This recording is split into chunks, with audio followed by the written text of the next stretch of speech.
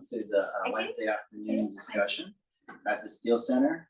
I'm Jamie Dow and I teach philosophy. And one of the features of the Steel Center that we really value is interdisciplinary conversation. It's part of our mission to have conversations across the disciplines. And so we're very excited that Dr. Merrick and Dr. Penner today are joining us to share research on connecting with nature. So let's give them a warm welcome.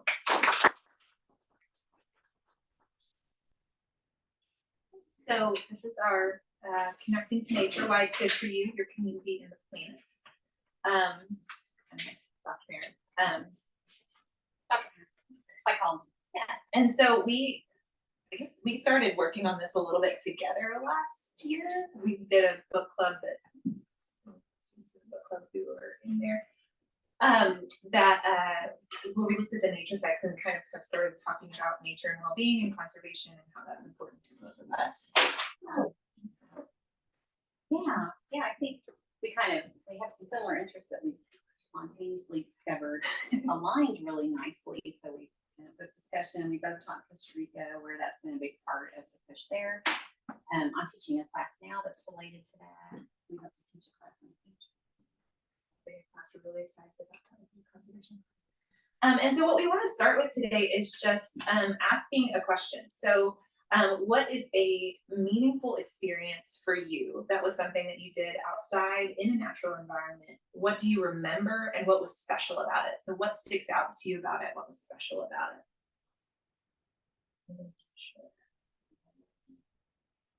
Recently. Yes, Mary. Oh, okay. No pressure. We'll just all look at you too. I would definitely say Costa Rica, and just getting to see, like, it was the greenest I've ever seen in the world, and just getting to see like how big everything was, and I was so small.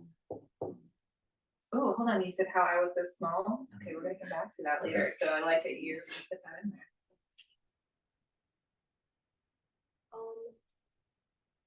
One time it was in Costa Rica too. It was our night hike, and it was really scary. That's how profound it was. I was scared, but I was also very appreciative that I got to be doing such an experience. It was like our first night hike that we didn't really. It was kind of an unforged path for the first time in a long time. Mm-hmm. You know what I'm talking about? Mm-hmm. That was scary, but it was something that I had to be grateful for, because we weren't going to do it again, and we don't know that anyone else would have been able to do it again. That makes it so something that kind of felt emotional, and then also was this completely new experience, and also interesting that you're talking about feeling this appreciation in the moment as well as or after. Yeah, it was at the time I was frustrated and scared, but now looking back at it, when I got home, I was like, can't do that here really, because.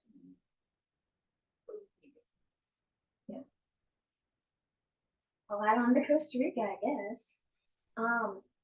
Just seeing how much nature was still preserved there, and how it was more people living in nature than nature living within people, and just really getting how many people can say, yeah, I went hiked through the rainforest kind of thing. So just getting to see how many native species, especially that they cared for and were trying to keep alive, and just they kept all the things special to Costa Rica there and thriving and safe. And I mean, people there, they protect what they love, and everybody learned to love the environment kind of thing. And so just getting to witness that was insane. I wish more people here would do that and preserve what we have that's special to us. It makes a lot of sense having that community and feeling like part of a community with nature as opposed to being somehow over nature. Costa Rica. You first. Oh, okay. So last spring break, I went on a school trip to France. And it was the first time I'd ever seen a beach in my life. I'd never seen one before last year in person. So it was really cool. It was a lot different from the pictures because I could hear it and see it and smell it all at once. Have a multi-sensory experience. So it was really nice. And I don't get that in Arkansas, obviously. So yeah. I like you're coming up with the multi-sensory experience when you're talking When I was 16, I was at the beach, and it was the middle of the night. I walked on the beach, and it was a storm coming in from the ocean, and there were wild horses that were like frolicking on the beach as the storm came, and it was just like it was like a picturesque moment, like a kind of a connection with nature, but it was also frightening and complicated, and I felt so immersed in it. There was no one around, and I felt like I'm the only one experiencing this. Like it was deep connection. Also running too, and experiencing like connecting to the natural world, and not being out in wilderness areas, afraid of not having my needs met. Often like makes me feel really connected in a way that I can forget other things. I'm not thinking about other things. I'm not conscious of other things. I'm just kind of doing what I need to do to survive. And I guess another one was on a glacier. I camped on a glacier once in Canada, and it was like there was no vegetation. It was high elevation, and it was just stones and waterfalls coming from the glacier. And I just listened to that all night. Just something that was like much larger than me and bigger than me, and consistently overwhelmed my senses. Like I couldn't like turn it off. Mm-hmm. It keeps going no matter what, out of my control. So lots more. Those are a few. My grandparents have a farm, and like my mom used to do this as well, but they have a bunch of like empty fields and forests, and I mean, it's personal to me because like it's my grandparents, like it's a family experience that we've like all had, and there's like a sense of peace being out like in nature alone, and like anywhere else that I would go, I'd be like trespassing on property. So it's like it's special to be able to connect with nature that way. One of the, oh, good. I like to sneak onto the Eden Island Country Club sometimes because it's one of the best spots to stargaze, in my opinion, in like the state, like the Red Apple Lane Country. Like it is such a artificial space because it's like an artificial golf course. But you just, if you stay there like an hour after sunset and you just look up, it feels like you can see the whole universe. Like sometimes you can see like the corner of the Milky Way, like the way it kind of like it gets a little foggy around some of the stars. That makes you just like ponder your existence. How beautiful. It's existential, but mine would be so I grew up in Baltimore, and which is not green per se, but my dad always grew a ton of tomatoes, and so for me, nature is very like specific to watching tomatoes grow, sitting outside and just like slicing them with salt and pepper and just like eating raw tomatoes. And my dad recently died. It's like nature and specifically tomatoes currently feel like a person and not just this thing. Yeah. So that tomatoes currently feel very special in terms of nature. These are all great, like excellent themes that we're going to touch on later.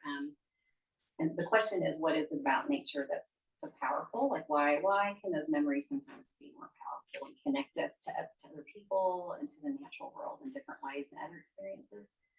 So one thing I want you to think about just for a little bit, so I'm going to talk about evolution for a hot minute and we'll move on to some other things, is all animals have a body and a brain and a suite of behaviors that's equipped to deal with the challenges that all of their ancestors faced, right? So we all have this rich evolutionary history, and we're the product of that. So an easy example is a polar bear, right? So polar bears are white, and that's because throughout most of their evolutionary history, they've had to get by in a really white environment, or they appear to be white to us. And so that's helped them because they can be well camouflaged and hunt in this environment, right? So if you take them out of that environment and put them in an environment that's less white, then they have a challenge that they're facing, right?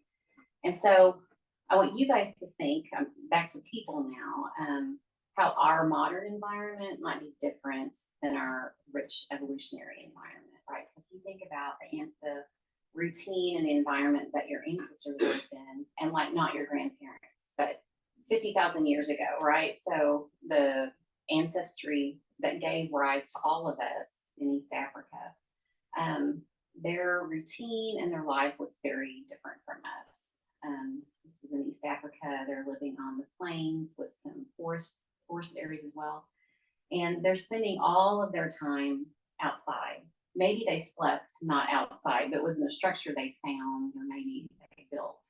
And they were 100% reliant on nature to meet all of the needs that they had, right? They also lived in really small social groups that were connected, and they were reliant on those people as well. So they had really close social networks and had this rich, deep connection with each other in the natural world, because they had to, right? So you can think about when you're reliant on someone who's meeting all your needs, you have a pretty intense connection with them. So I just said that your ancestors spent all of their time outside, right? So how much time do you think the average college student spends outside? So in a week, how many hours do you think you can think about your own, or the average college student spends outdoors? 2 hours. So 2 hours a week? Cumulatively? Uh-huh. In a week? Okay, 2 hours. Anyone else want to take a gander? 3 hours. You're feeling optimistic. 3 hours. No more than 5. Okay. So a couple of studies. In 2019, 13% of undergraduate students said that they spent 1 hour or less outside.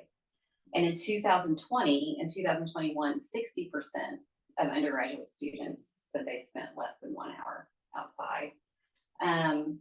Another study suggests that not just undergraduate students, but people in general, about half of them say they spend less than 5 hours outside in a given week.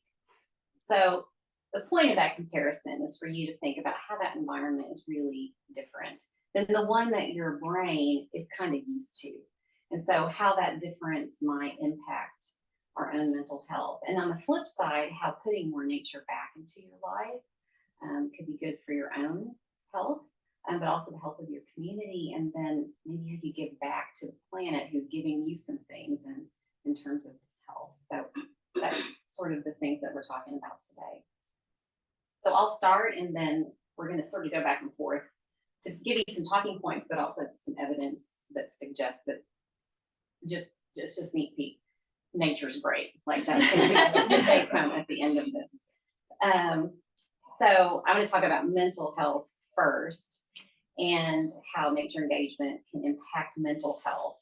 And so there's lots of good statistics on this and lots of good data. And I'll also say I'm teaching a senior seminar course in this right now, and I have totally borrowed from all of my students' research. So Bauer is one of them. So thank you, students. They have done almost all of this research for me. So I think it's not surprising to you guys that we sort of have a problem with mental health. Some people call it a mental health crisis. So just last year, 1 in 5 adults in the US experienced a mental illness experience. So about 23% of them. And almost all of those are depression and anxiety, which are disorders or illnesses that we know are impacted greatly by the environment and less by perhaps genetic predisposition. So nature might be a super cheap and almost free way that you can intervene and maybe improve some of that. Not that it can replace other forms of treatments, but it might be one thing that can improve it. So across all kinds of studies that are correlational, but also experimental, there is good evidence that being in nature just relieves all kinds of measures of psychological distress. So people report that they have less anxiety after they've been in nature. They have fewer negative thoughts associated with depression. They experience less stress. Their cortisol levels are lower. So just the feeling of distress sort of goes away. So how we feel can change. There's also good evidence with mental disorder prevalence rates. So this is correlational, but people who live close to green spaces have lowered risk about by 10% of experiencing a mental illness or being diagnosed with one. They also sleep better. Oh, hey, hold up, They we can just talk do about that that later. Okay. Give it away yet. One interesting measure that I think speaks to the cost on society is the use of pharmaceutical interventions to treat disorders. Those also go down in places that have more access and spend more time in green space. And a lot of these are strong for, in that green space is a really good predictor of reducing that risk. And even blue spaces sometimes are higher, and those are just spaces that are close to water, right? And green space, most people measure as some sort of natural area that has some green business going on in it. So pharmaceutical treatments go down by, for the amount of money people spend on them. For depression and anxiety go down by about 10%.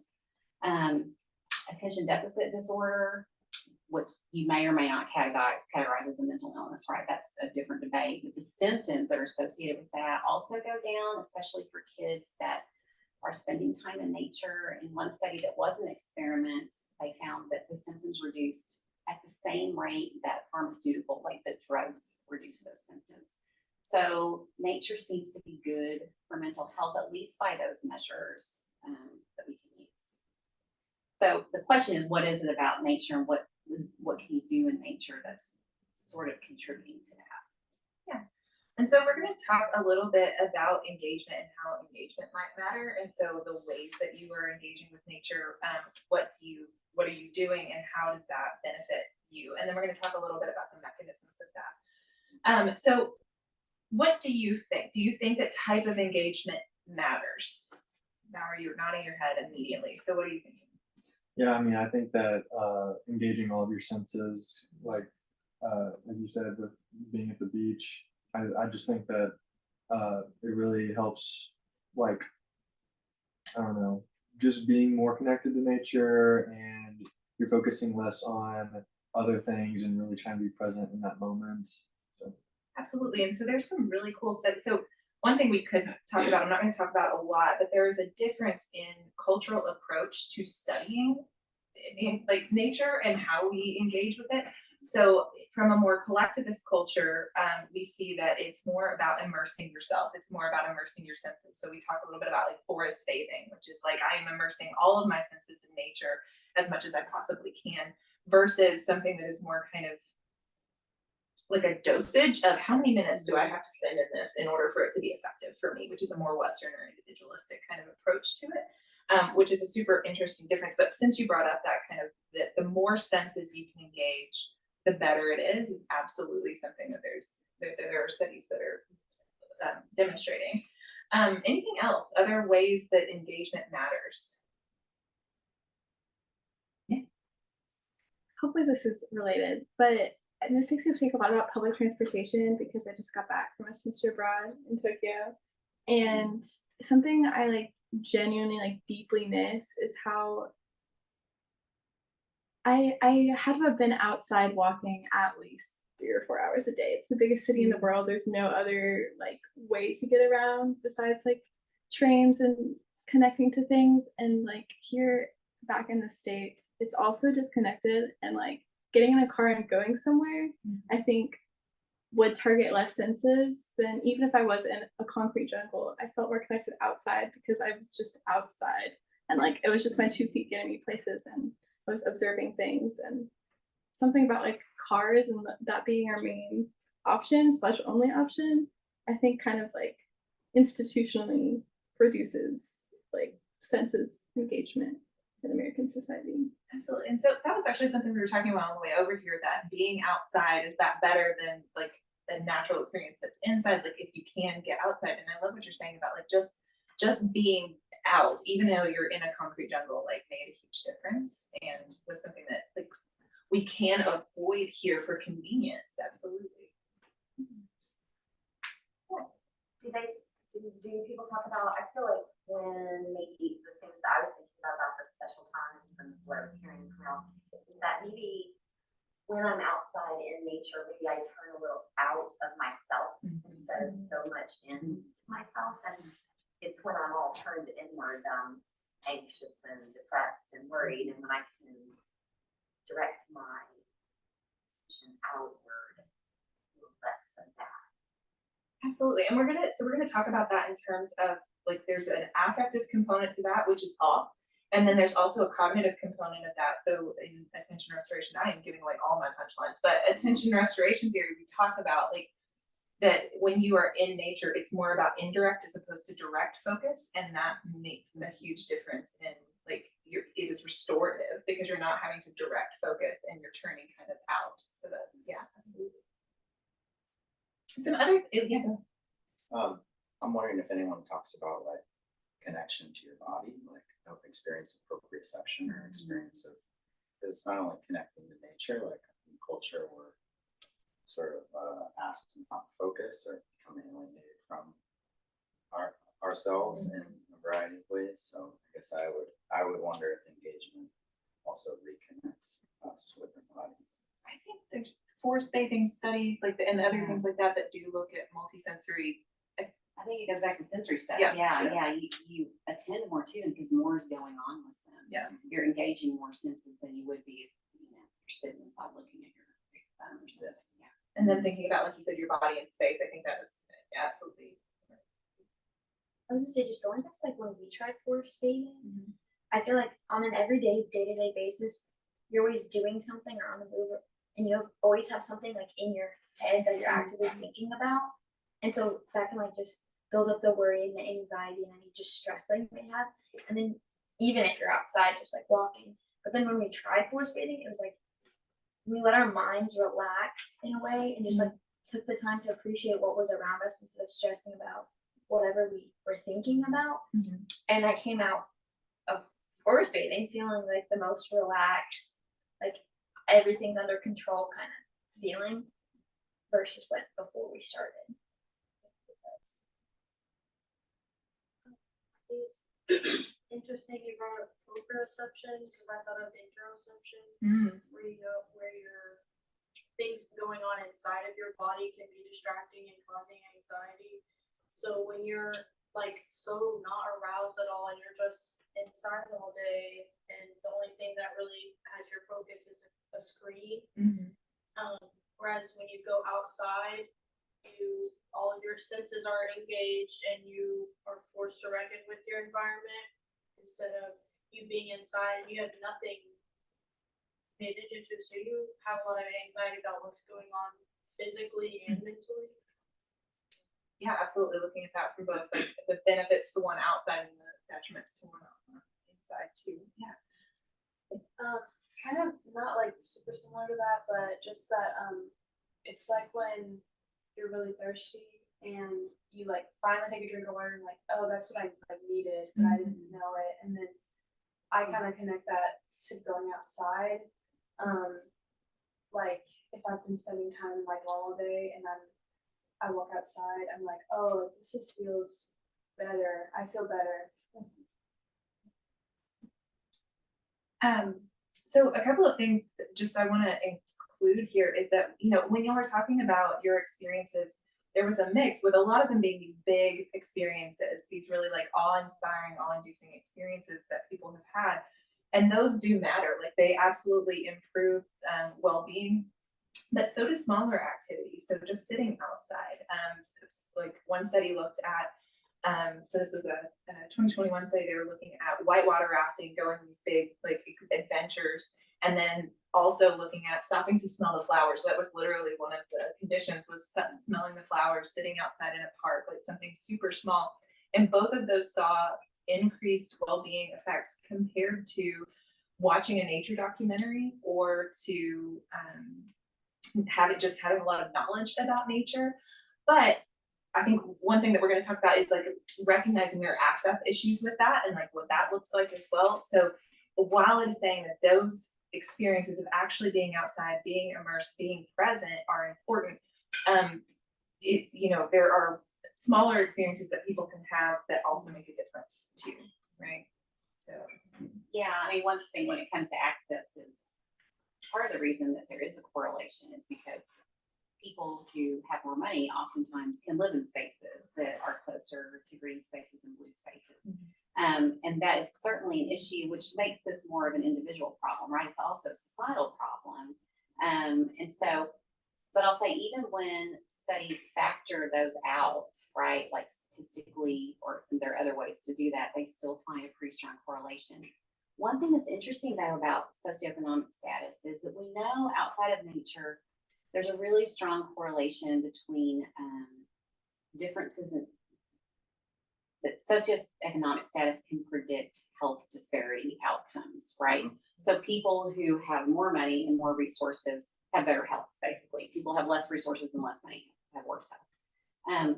But in places where those communities, even if it's equal, have access to green space, that disparity goes down some, and sometimes it even goes away, which is to suggest that green spaces are a little bit of a buffer against those health outcomes disparity, right? Which might mean that it has a little bit of its own impact in terms of treating or reducing factors that contribute negatively to physical and mental health.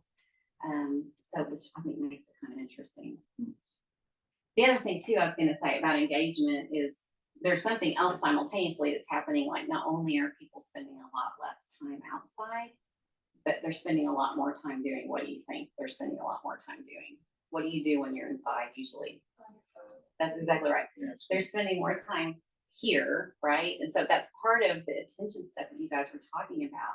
Here, you have a demand that's constantly on you from your phone, right? It's alerting you that something is happening. So it's directing your attention. It's like a little dictator. It's directing your attention. You get a little dopamine rush every time it goes off. But when you're outside, you direct your attention, right? It's not a mandate. And so that way of attending to things seems to make a difference, and it seems to make us less stressed, even though we feel like looking at our phones feels good. It doesn't always feel good.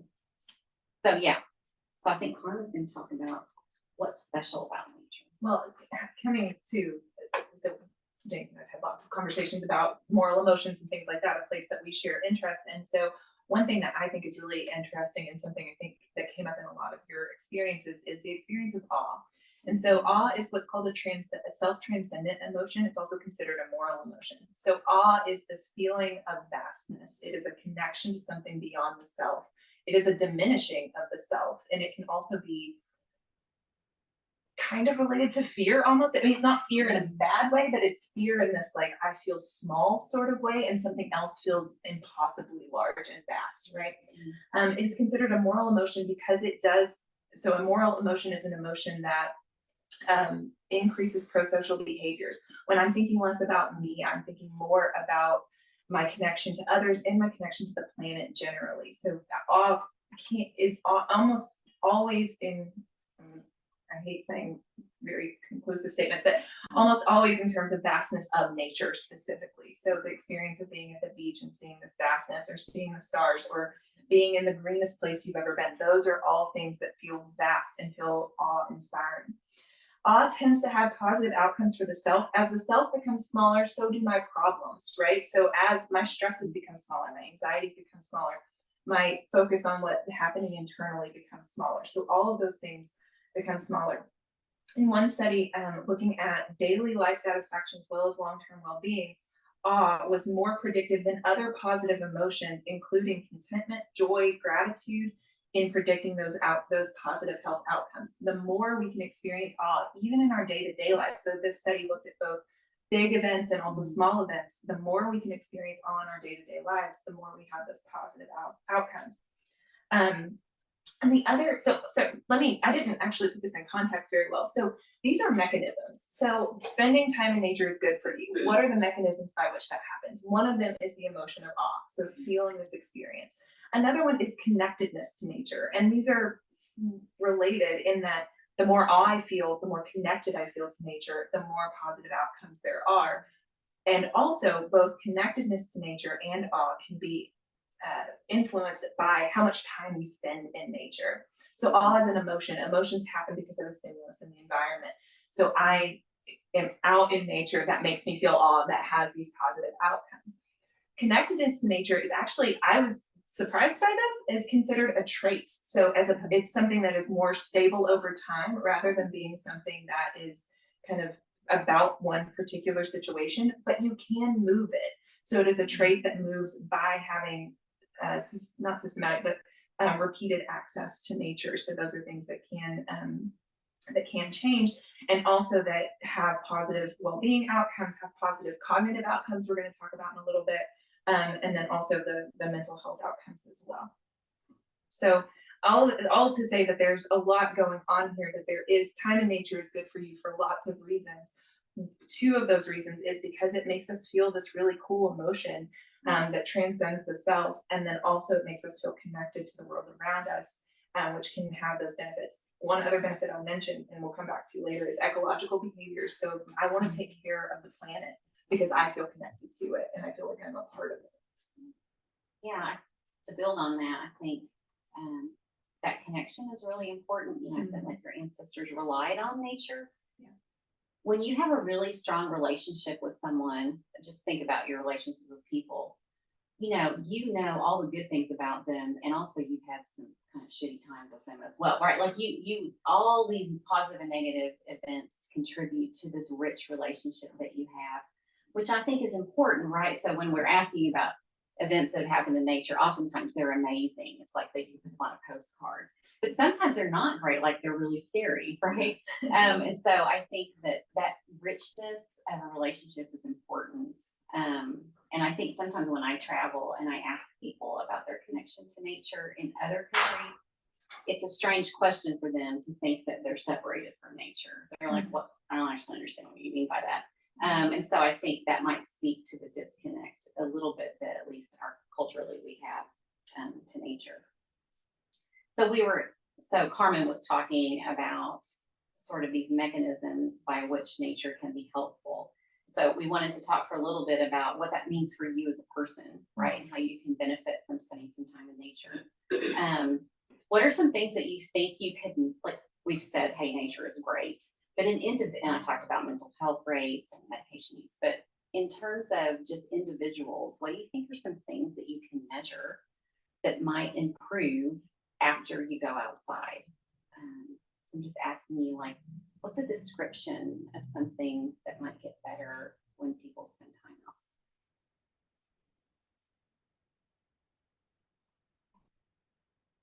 Knowledge, like especially if you're studying what's outside or figuring out what species surround you, and you have knowledge that could potentially be beneficial if you decide to like forage or something. Yeah, exactly. So understanding, knowledge.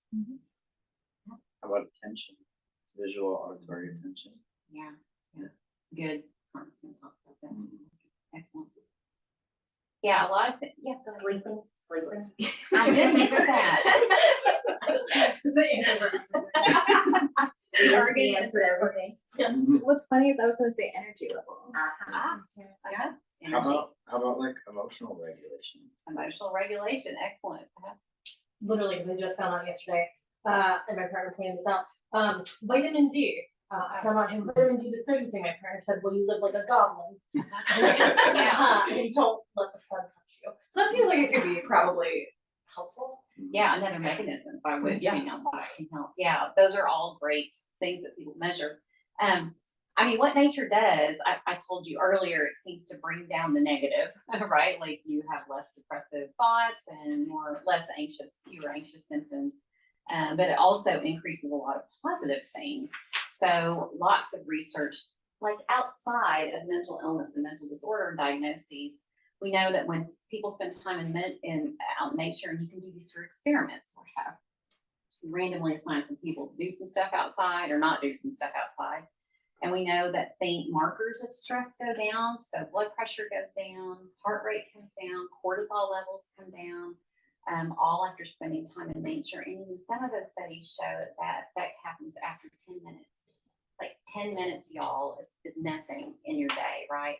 So the idea of just taking a walk outside to clear your head, there's something about that. There's something going on. finally, sleep quality, Jennifer Pesca. Go, sleep quality and sleep duration go up after you've spent some time in nature. Do you want to say anything more about that? Is that all you're saying? Yeah. Ken Wright had some people go camping Uh-huh. and just in one camping excursion, and their sleeping was better Interesting. in Colorado. Yeah, so being even immersed outside is even better.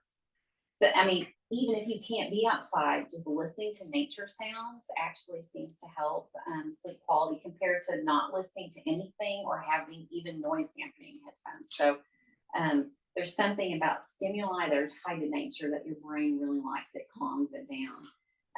It improves mood, positive emotions go up, negative emotions go down. There's interesting stuff on body image, like how you think about yourself is more positive when as it's related to how you appear in your body image. Again, I think it's that focus away from you, which can sometimes for us when we're stressed be a negative focus on ourselves because we're positive. Happiness goes up. People have a better sense of purpose. They feel like they're managing their lives better. They feel like they're more productive. They feel like they have more energy, like Martin was saying.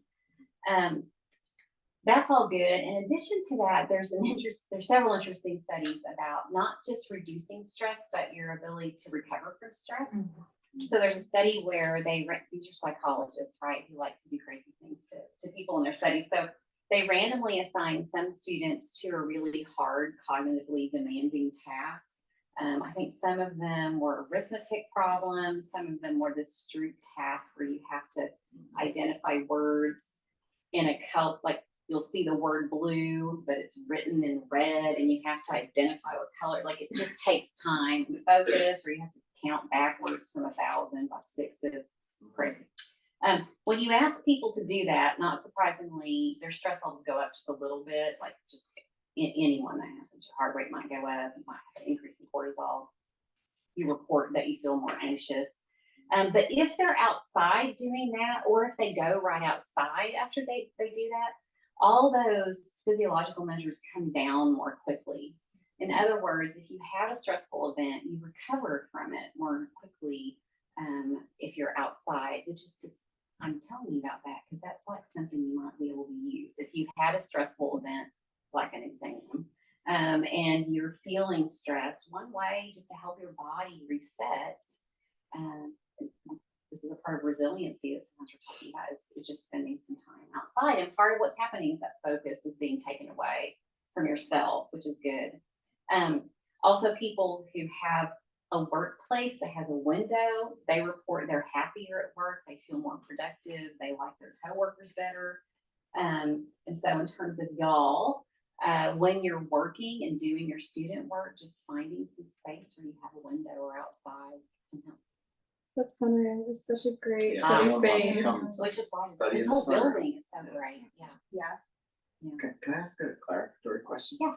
Does anyone tease out like exercise versus hanging out in nature? Yes. Because it seems Yes. like there might be a lot of similarities here. So what would be the way to tease that out? Yeah, a lot of these studies that are experimental, they control for that. Like, Yeah. so either they have, if you're inside, so no one's doing any more or less exercise activity. So it seems like there's an effect of nature, but we'll say all the effects of nature are augmented. They go up if you're also being active in nature. So it has an additive effect. And it doesn't mean you have to be like running a marathon. You can just be walking around and hiking. Just walking around campus. It's very efficient. Yeah. Yeah. Jessica. What if like someone runs at the, like on the treadmill in the gym, and then they go like sit in the lounge or whatever? Like, what if their exercise is not paired directly with being in nature, but they're both being done? I mean, is there any benefit to that, or is it just the same as if you just spent time in nature? I don't know. It's almost like, are you getting a double dose? Like you could do one thing that we know helps your mental health, and you do another thing that we know helps your mental health right after that. I mean, I get now. I'm just being less generous. I was meaning more. Is there any any extra benefit of exercising and then being in nature versus just being in nature? Or is it, I mean, is that like, in between just being in nature versus exercising in nature? That I don't know. I think that's a good question. I would say that we independently, those two factors are predictive of better health, physical and mental health. So I think always doing both of them will be better, but I don't know the difference between doing them simultaneously or doing them separately. I think that's a good question, Joseph. I don't know. And helps tease apart those differences. Yeah. Yeah, so other positives, right? So when we talk about cognitions, we're talking about kind of mental processes. And so two that I wanted to briefly touch on are attention and memory. So attention first, I mentioned attention restoration effect, so this is the idea that the ability to concentrate may be restored with access to nature. So according to this theory, being in a built environment contributes to attention fatigue. So we have a limited amount of attention that we can use. And when we are using it to directly focus, like I said earlier, that tends to tire it out. But being in nature, I wrote down this phrase because I really liked it, is softly fascinating. So, which I really like. I don't know. It's something that it's fascinating, but just kind of like it's not I mean, you don't get laser focused on it like the way we do with our screens, right? And so this is using involuntary and indirect attention more than this focused attention. And so we see that there are benefits to that for focused attention, similar. But then there's also correlational studies looking at self-control. So not just emotional control, but self-control kind of generally. And then there's also experimental work that shows that the strongest cognitions or the strongest effects of nature on cognition happen for our working memory, which is basically like a workspace where we do things like that's where we, direct what we're our focus and problem solve and pull things into our memory. So all of that is happening in this workspace of our consciousness and cognitive flexibility. So our ability to kind of be flexible among tasks. Those things are both very much benefited by access to nature. What's really interesting is for this, so by the way, like the Stroop task is a working memory task, right? You're having to inhibit one response while giving another response. So it's this being able to multitask or just to task generally. So that is benefited by nature. But this is not related to mood. So a lot of the things you're talking about with that affect and so being in nature makes our moods better. But that is actually unrelated to the cognitive benefits. And so one study that I really liked, they looked at taking winter walks versus taking summer walks. And they saw that taking winter walks, because it was in a cold place, made mood go down, whereas taking summer walks made mood go up, but the cognitive benefits stayed the same. So it didn't matter that you weren't necessarily enjoying your walk. I loved the implication of, I don't like this, but it still works. So I was thinking about that as I was walking this morning. I was like, I am cold, it's still doing stuff. So anyway, so those cognitive benefits stay the same regardless. Yeah. We wanted to talk just quickly, because we have some questions for you at the end. Sort of moving away from individuals to a community, like how can that also be good for a group of people beyond their individual well-being? And what we also know is that, we know that people are feeling disconnected. So if you ask people in the United States if they feel lonely, 3 out of 5 of them will say yes, they actually feel very lonely. And remember, I also told you that your ancestors were reliant on each other to survive, and they lived in close groups. And I know we also live in a close group, but people feel increasingly disconnected. People live by themselves, and that's sort of a new thing. And more people live alone than they did before. So loneliness, we know, is an issue. But when people do spend outside, they do feel more connected, like Carmen talked about. And one of the things they feel more connected to are other people. We know that rates of empathy go up for other people and also empathy for the environment. They engage in more pro-social behaviors. They feel more love and compassion for other people and for themselves. And again, I think it's that focus that's going away from you and towards things that are outside of you. So in experimental studies, they often have people play a game where you can donate some money to another person. And when people have spent some time outside, they donate more money than they would otherwise.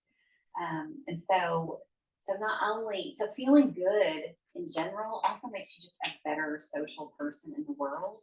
And that can have really important implications for your community. Part of what's mediating that is this sense of connectedness. So getting rid of some depression and anxiety can make you feel better about other people. And then one last thing, we're going to talk about the planet and conservation. And so conservation psychology is a relatively new area of psychology. One way I love that it is described, this is from the APA's website, is so the goals of conservation are how humans care about / value nature, and with the goal of creating harmonious relationships and environmental ethic. And how humans behave toward nature with the goal of creating durable individual and collective behavior changes. So this can be, what is really interesting to me about this is it's borrowing from social psychology, which cares a lot about the situation, the real, imagined, or implied presence of others. And what's interesting about conservation is the others are people, but the others are also the planet, right? Like, how do I care about that? How do I make it salient? And so one way that we can do that is through global identification. So access to nature makes us feel more connected to nature, but also to each other.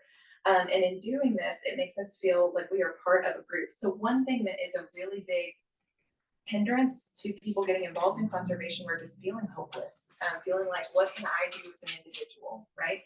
And so being in nature increases our global identification, which what I mean by that is I am human and I am with other humans. It's not just I'm American or I'm Arkansan. It is I am human. This is our world. We are all a part of it, right? It's not our world, but we are a part of the world. Sorry, I said that wrong.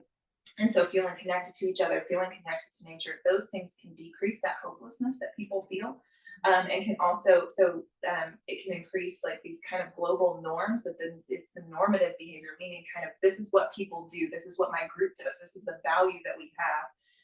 And then also the efficacy that we can do something, right? So feeling connected to each other, collective action happens. And also a really important aspect of conservation work is hope, that people can feel hope. And that is all increased through connection to each other and connection to nature. So those are all part of that, and the more we feel that global identification, it goes into our social identity. So that like, who is my group? My group is larger than myself. My group is my environment. My group is others. My group is beyond myself. So it's related to that awe, right? Like I am connected to both the world and people beyond myself. Yes, sorry. We have a timeline. I know, and we are blowing past it. So I'll say some things in a couple minutes.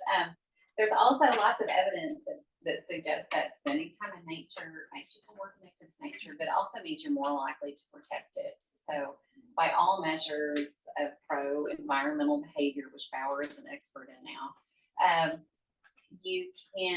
spending time in nature makes you feel more positive about the environment. You're more likely to give to the environment to protect it.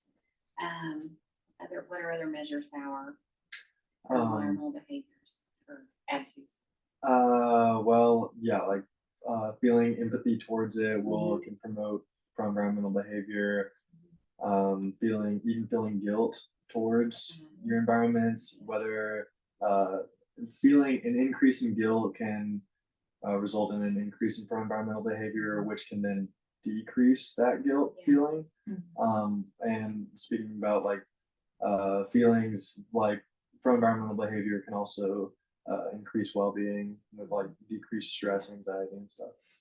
Yeah. So it's not just feeling good about yourself, feeling good about other people, but also this again goes back to this relationship. You know, like if you have a relationship with someone and you hurt them, you feel guilt and you address that, and then that guilt can go away. And so I think it's the same with this hopefully deeper relationship we can have with the natural environment. I'll just so lots of stuff also suggests that being in nature improves all these things about feeling better about it and wanting to protect it. The more time you spend in it, the better you feel about it. And I think what I'll end with, and then we'll just ask you some questions, is you know, right now, conservation science, before conservation scientists have been completely sort of detached from social science. And in the past few years, they've really tried to merge and join forces because it turns out people are really important when it comes to conservation, not just the communities that conservation science impact, but also how we feel and think. And so now people are trying to frame the benefits that we all just talked about. And one of the ways that you can do that is by calling well-being an ecosystem service, right? By assigning a value to the benefit that it gives us. And one of those values is well-being. We can convince people that there actually is some incentive to protect it. And I think that's really important. So outside of psychology, there's a way to sort of think about how we publicize and considering mental health and physical health a real commodity that we want to protect, can also help convince people that we need to protect it. And I think that goes back to that mutualism, right? Like nature's doing some things for us. We assign a value to it, but we also owe it to do some things for it, right? This sort of mutualistic relationship that we're trying to build, I think is important. So in terms of conservation, the framing of it can be really important. So that's most of what we have. That's like our whirlwind. Here's some great evidence about why nature is so great. But I think coming back now to the environment, what do you think some things that you can do, like on an individual level or at a community level here at Hendrix or beyond, that are small things you can do to spend more time in nature or try to protect it? And we'll ask you large things too, but like what, can you think of ways that you might change your daily routine or other things that you might do? Yeah. Take a longer route to your classes or to your dorm. At least increase it a little bit. Which is easy. That's such an easy thing to do. Remind the students that we live in an arboretum. That there's something special about this place in Conway. It is, you know, a garden in a sense, but what's offered here as far as trees is totally different from the rest of Conway. It's also why everyone takes their senior photos and prom pictures here. Right? I mean, like it is beautiful. And it's watered, right? So the way things change here are different than the way they would in the woods. So there's a sense in which, even if there's a drought, it'll look and feel different in here. So you have something to be grateful for. You should appreciate it. I sometimes forget, sometimes I have Yale, our students will come here and we do some data analysis together in my office instead of at Yale. And they come and they say, so like when they're coming from the park, when I have to go out and do it because they can't find the building because he has such terrible signs, right? Y'all know that. So they get to walk around the campus a little bit. And they always are like, we can't believe how pretty it is, it's so pretty. And I forget that we live in this garden, Jamie, that until those kids remind me that they are living in that concrete jungle of their campus instead of an concrete place. Yeah. Outside, I mean, you guys can probably think of lots of ways you can put more nature into your own life. Can you think of other things that you might do? If we're thinking about protecting the planet. Actionable things that you can do that are reasonable. We can learn about the problem and then educate others to just spread awareness. Yeah. Is this more large scale? It could be any scale. Any scale. I mean, there's this great organization called CSFC, Campus Sustainability Fund Committee. And we actually, I'm a part of it actually, and we work towards promoting campus sustainability for the Hendrix community, and we actually have like a lot of money to do that, which isn't always the case in life. We have like $200,000. So if you have any ideas, send them my way. I think there's a part of this has to do with like the structures of education, right? There are local people in our community in the Conway and just regional that are trying to change elementary education so that it's outdoor education. And so if any students are interested in education and want to connect with those people, do an internship or something, I know them, and I think that's the kind of thing that, you know, because it's about how we develop too. Mhm.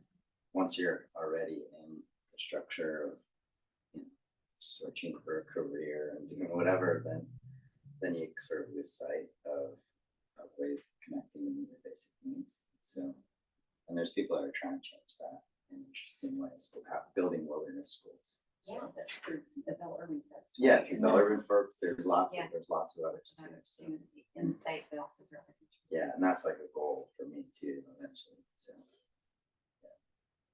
Because it's really niche to my interests. Just when I'm like thinking about what happens to your body after you die and choosing green burial options, such as human composting mhm. and aqua cremation. Just putting that out there. Your body can serve the planet when you are no longer inhabiting it. That's a great point. Can I ask a question about like in nature aesthetics, people distinguish between sublime experiences where they're like kind of life-threatening, kind of terrifying, kind of scary, but yet like pleasurable because you're not going to die because you know you can survive it, right? And those are awesome, but they're awesome in a different sense. They're like they're scary and painful sometimes, but then also pleasurable. And then like beauty experiences, which are like flowers or smelling the flowers, more like the appreciation of beauty. And that can be awe-inspiring too.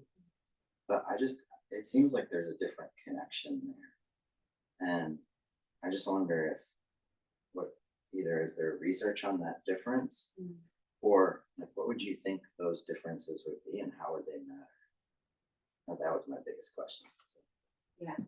I mean, one just mechanism is that when you have those sort of intense experiences, you also have a really intense physiological response that can make you remember it more.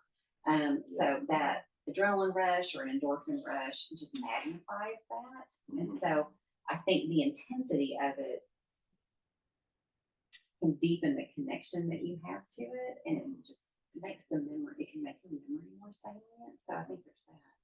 I also saw something today, I didn't have time to look into it, but it was differentiating beauty experience from like an awe experience. Like they were somehow taking those, which I don't know how they were, I didn't look that closely, but I do know that there's at least a couple of studies that were distinguishing kind of beauty from sublime. Like there was something that was being distinguished there. I don't know how much research there was on that, but I do remember briefly seeing it. Yeah, they are. Mary, that made me think of your experience with like you're saying, like you had this experience, but then there was like this fear and like there was a lot. Well, I could outline some predictions. Yeah. We could test it. That's great. I'm here for it. Do you guys have questions for us or any other questions? I know When you said that you ask people about their feeling of connection to the environment, and they always are like, what are you talking about? Because they are connected to the environment and they don't see that separation. Are you talking about mostly about Costa Rica people, or are you also the people in Rwanda? Like, yeah, I think some in Costa Rica, although now I think in Costa Rica there's more of a recognition of nature because conservation has been so important. But I have a lot of friends in East Africa, in Rwanda and Uganda, and I taught there, and when I asked students about that, because I wanted to compare it to my students here, and I asked them about their connectedness to nature or how much time they spend in nature. I think they didn't know how to respond because they spend almost, my friends there at least, and the students that I taught because of the school we were at, like almost everything is outside. The classrooms have an outdoor component. There's a lot more walking that happens. In some of the places I teach, it's less likely to have cars. I was thinking, because my own experience in district was like, when we met with people in their homes, we sat on their porches. I mean, they didn't want us to come in their house, I don't know, but mostly, I mean, they spent their, like, you could tell from that porch Living that spaces they are were outside. living, that was a living porch, not just the front of my house. And we ate, like all those restaurants had, I mean, mostly it was the restaurant with, that all the eating was outside. And I thought maybe that, especially in Costa Rica, but that's interesting because you're saying that their culture is changing because of that focus on Well, I think they just think about it differently. Yeah. But it is the case that like all of the routine of the day oftentimes just happens outside, you know, which of course there's a different climate there, so you don't have the challenges you have here. There are plenty of challenges. I mean, there's mosquitoes Rain. and heat and, I mean, I think it can be, I don't think that's just all of it. True. But I think it goes back to what you said earlier, about it doesn't have to be pleasant. Like you have this really intense and intimate relationship with your environment in a way that I don't care that it's always a good experience. This is just a living experience, you know, like that's just how my relationship is here. So yeah. Enough about Costa Rica after this. I'm sorry, but when I was in Costa Rica and I had to deal with, or at first I didn't like being around all the bugs, and then I was like, well, I mean, that's how it is down here, and I just had to think about like this is a frightening experience, and I just had to think that like this is just a part of life here, and it was here first.